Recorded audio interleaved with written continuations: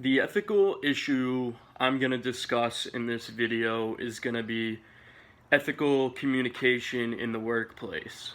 So, this is a topic that I think is a little bit overlooked because it's not specifically an issue, but I think that there's a lot of unethical communication in the workplace that affects everyone in different ways, and I personally have experienced it, and I know that if you make an effort to change the way you communicate with your employees or really anyone in your life, you're going to get a much better final result.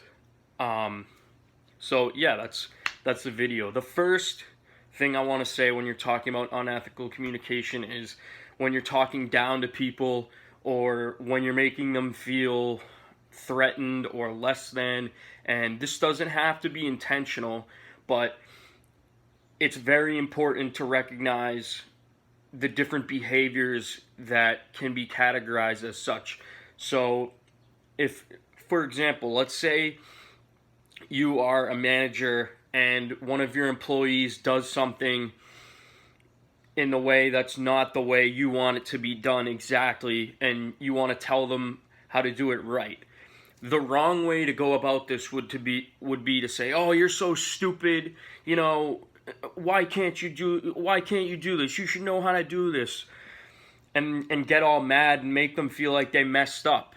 Maybe they weren't trained well. Maybe they were having a bad day. You don't know what could be happening in their life, but you don't need to berate them like that. And this has happened to me, which is why I'm speaking about it. Because it's very easy to talk down to people when you're not thinking about it.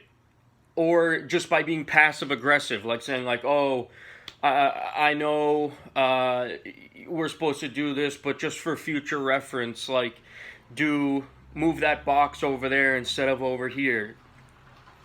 You might not be trying to make that person feel like they did something wrong, but that's often the way it comes off.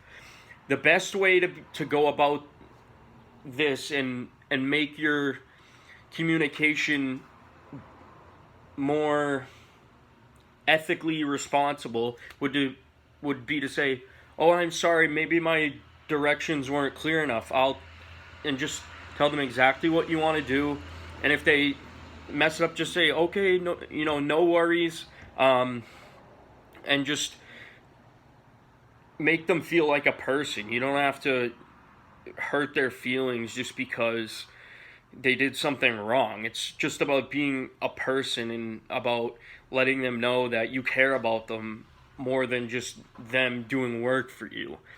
And I think that ethical communication is so important because body language and the way you say things even can have a huge effect on the psyche of people, and it affects the whole culture of your company, of your group. If you have a good culture, you're going to have a good company.